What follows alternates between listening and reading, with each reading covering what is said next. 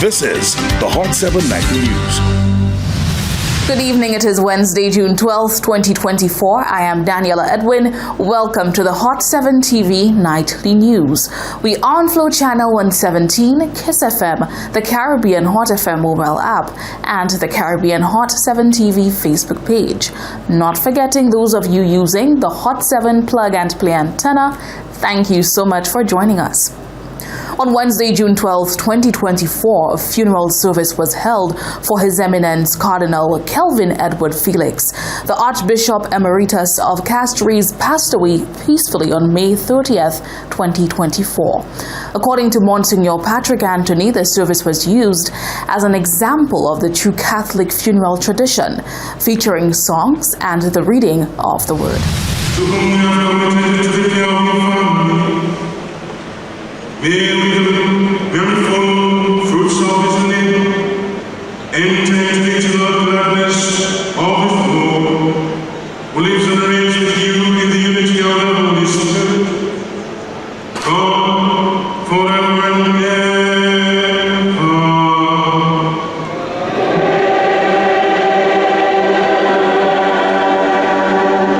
His Eminence Cardinal Kelvin Felix entered the Basilica of the Immaculate Conception for the last time as family, members of the clergy, and government officials bid their final farewells during his funeral service. The late Archbishop departed on Corpus Christi Thursday, May 30th, 2024, at the age of 91. In keeping with the ethos of the late Archbishop, Monsignor Patrick Anthony said in a recent interview that the service will epitomize the original Catholic funeral tradition. What we'll be doing is that we want to model to people what a proper Catholic funeral is all about, you see. Nowadays, when you have funerals, you have all kind of eulogies and tributes and kinds of that. This is really not the way a Catholic funeral is. Monsignor Anthony further explained the difference between a wake and a funeral, highlighting the importance of both and why it is effective. In the Catholic tradition, we have what is called a wake. That's a wake, that is a service. Either you can have it in the funeral home, you can have it at the person's home, you can have it in the church. And at that wake, the night before, the day before, or the night before, or even a day or two before, you give a chance for people to talk. People want to give tributes. People want to talk about the person, give messages and say what is it.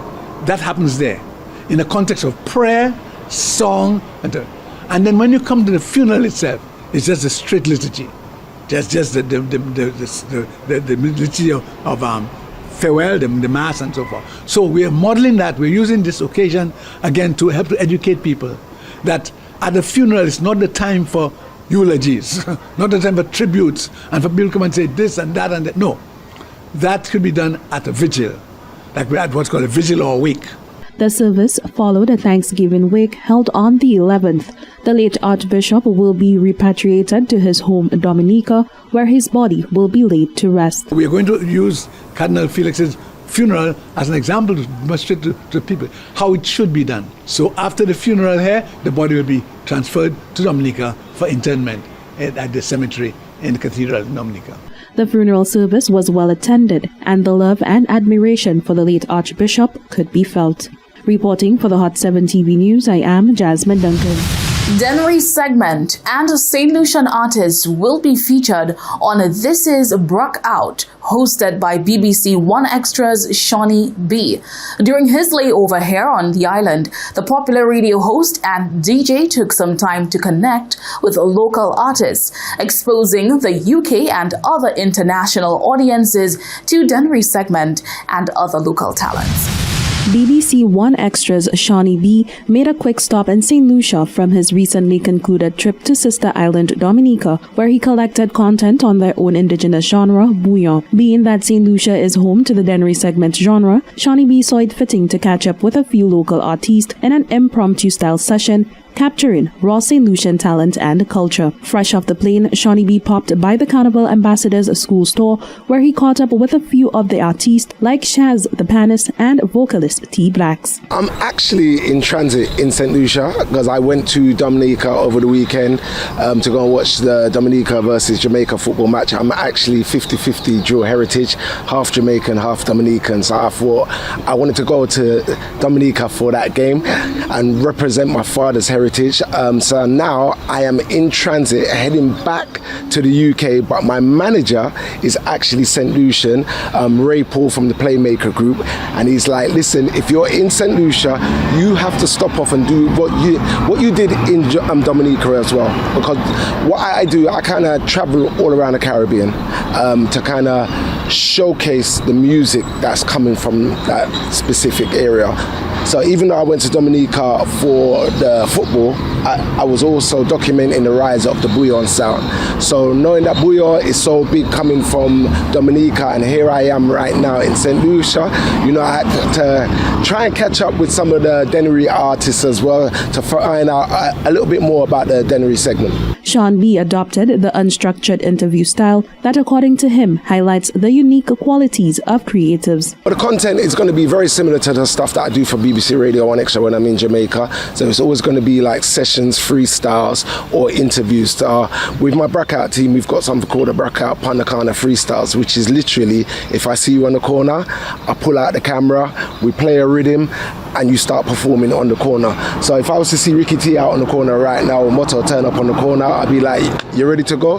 Very impromptu, rough around the edges, but really showing the authenticness and realness of the music as well.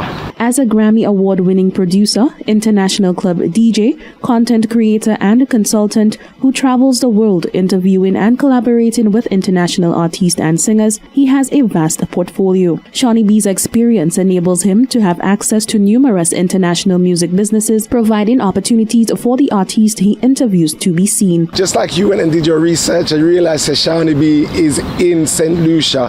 For me, I believe that I have a platform, definitely on BBC Radio 1 Extra. And with that platform, it's given me extra platform with my name and my brand. So getting on my social medias, getting on my YouTube channel, getting on my radio show, this is just another way of artists kind of getting themselves out there and getting their names out there. It doesn't just have to be me. There's going to be always people that's going to be around content gathering. And that's the way that you get your name into different markets. Shawnee B swears to return despite only having 8 hours on the island. Yo, St. Lucia, I'm going to be back properly. I wish that I could have stayed here for the cricket that's going to be happening over the weekend, but this is my first time coming to St. Lucia. Even though I'm only here for 8 hours, I can see the beauty, I can see the greenery. Shawnee B will be back. Dennery segment artist Ampa liaised with Shawnee B and will be featured on the next episode of This Is Brookout, which can be viewed on Shawnee B's social media accounts and the This Is Brookout YouTube channel. Reporting for the Hot 7 TV News, I am Jasmine Duncan. Rising track star Naomi London dominates in a recent track meet, running a speed that surpassed the junior national record time run by career sportswoman Julian Alfred. London is well on her way to becoming the next big St. Lucian track star. Coming off the heels of a leg injury, Vieux-Fort native Naomi London is back on the track and already breaking record speeds. In the recent Makiba Alce Classic held at the Sufra Mini Stadium, the sprinter ran a speed of 11.37 seconds in the women's 100-meter dash, exceeding the junior record holder's speed of 11.39 seconds. With high hopes for the athlete, who will soon graduate, track analyst Terry Finisterre weighs in on London's performance. Naomi has been trending in that direction for a little while, with faster and faster times. Last year, running the fastest under 18 200-meter time that we've seen from St. Lucian. This is certainly just a manifestation of her talent and ability, her continued maturity. She's been out of competition for a little while. Her first race, individual race in nearly a year, and turning in the national record is just tremendous returns from her, and we can only expect her to grow from strength to strength, as this is in fact a World Under 20 years, so she'll be looking forward to competing at the World Under 20 Championships, where she will have another chance in a couple of years to compete again. According to Finisterre, the 17-year-old has a promising future ahead and is well on her way. Aside from national representation, which is a big thing obviously for her, the fact that she was able to turn in those kind of performances and against relatively light competition and coming back from injury bodes well for her going forward. We should expect to see her competing later on this year.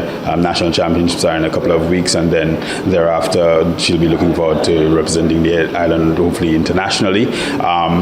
But thereafter, she'll be hopefully starting her collegiate career, and we'll see how that pans out. I know that her family is working assiduously to try to get her all sorted out in terms of her NCAA, her clearinghouse, and so on, all of the bits and pieces that you need to put in place in order for you to be able to actually enroll at school. So they're working on all of those issues and trying to see how she can get sorted out, hopefully for September, to start school in the US. Whilst London ran the fastest time ever to be recorded on island, it could not be logged as the new national record. Regardless of this, Finisterre says this accomplishment is sure to motivate the young athlete to face head-on any upcoming races. I spoke to her afterwards. She was very excited about it, and the stadium, the track is not a certified track, so we're not certain what's going to happen as far as the National Federation, whether it's going to be entered, for instance, in the World Athletics logs when they do